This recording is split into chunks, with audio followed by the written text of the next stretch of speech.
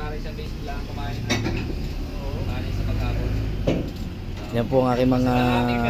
Basta nga sasakyan namin maging ayos na rin kami. Yun, yan ang sinasabi ko sa iyo pare. Pero kalamba pa. Oo. Ito pa kayo dumayo ng pagpapagawa. Nahanap nyo talagang gwapong mekaniko. Tsaka sa tiwala namin sa iyo, kahit kami malayo, pupuntahan ka namin. Yun. Kasi baka labis na yung kanin mo, labas mo na yun. Kumain muna kaya tayo. Kaya nga eh.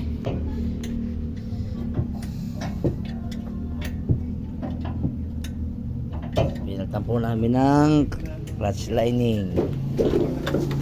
Oh, yeah. Binabago ang transmission. Yan. Mga mekaniko na silalim.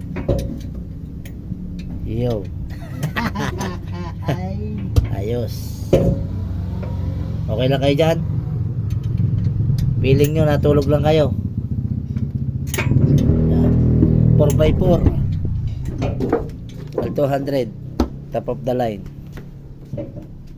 Mitsubishi.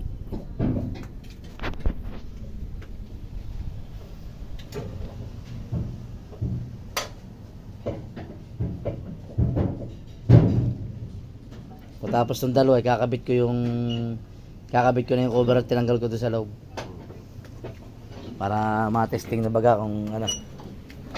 Kasi kung napapuntang Tagaytay. Pwede. Tagay-tagay, hindi tagaytay. Okay. Wala mang natapon langis.